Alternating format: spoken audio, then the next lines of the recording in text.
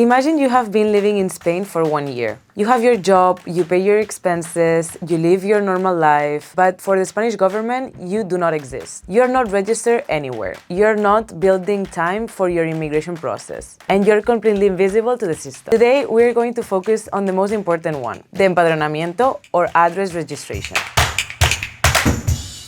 Hello everyone, I'm Paula Lopez, an immigration lawyer at Balcells Group. The empadronamiento creates many doubts. What happens if I only rent a room? Can a friend register me at their address? If I register my address, will the tax office come after me? Today, we are going to break down the myths and explain clearly why this document is mandatory and how you can use it in your favor. The empadronamiento, or being registered at an address, simply means registering in the municipal census of the city or town where you live. It is officially telling the state, hello, this person with this passport lives on this street and in this apartment. The physical document they give you, it's called the Certificate of Empadronamiento, or Volante de Empadronamiento. What is it for? In daily life in Spain, you will be asked for it for almost everything. To apply or renew any residency permit, to apply for public health card and have a family doctor, to enroll your children in a local school. For the immigration office, your passport says who you are, but your Padrón says where you are and how long you have been here. Why do you need an address? Where can you register? This is where most newcomers make a mistake. When you look for accommodation, especially in big cities like Madrid or Barcelona, it is very common to rent a room in a shared apartment instead of a full apartment. And this is where many landlords or subletters say the famous phrase, I can rent you the room but cannot register your address here.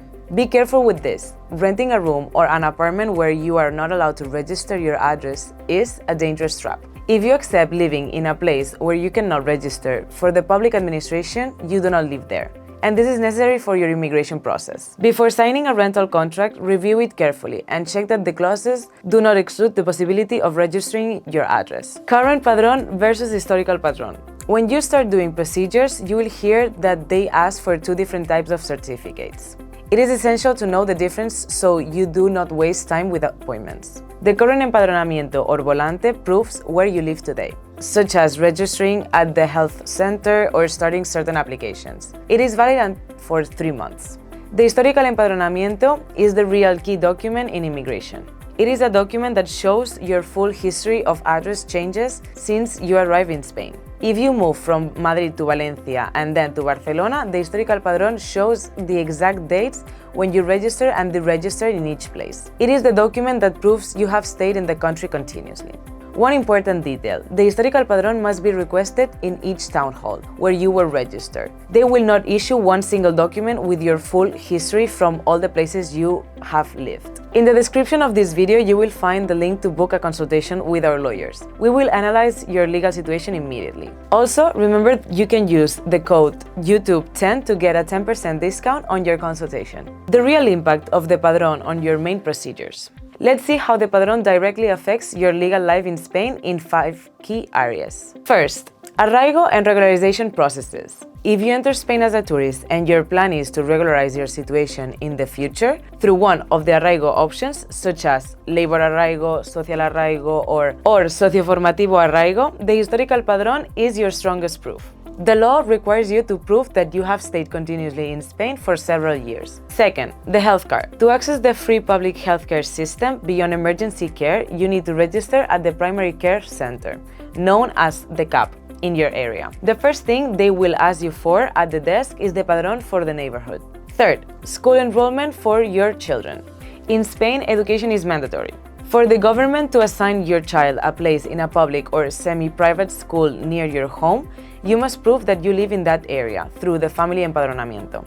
Fourth, family procedures, such as civil partnership or marriage. If you are going to register as a civil partner with a Spanish or EU citizen to obtain residency, the law requires you to prove that you live together, with a joint empadronamiento at the same address during the time required by your autonomous community.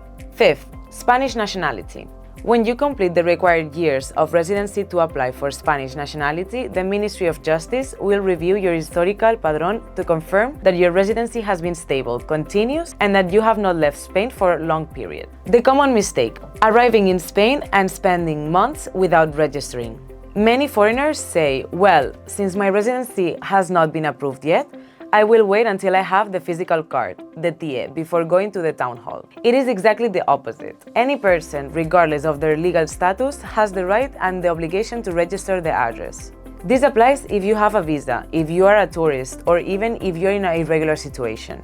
Town halls do not share your data with the border police to deport anyone. Their role is mainly statistical. They need to know how many people live in the municipality in order to receive funds for hospitals, transport, and schools. As you can see, the Empadronamiento is not just a simple administrative paper. It is the foundation on which you will build your legal stability in Spain. At Balcells Group, we study your immigration strategy as a whole, making sure that every step you take from the Padrón to the submission of your application is done correctly.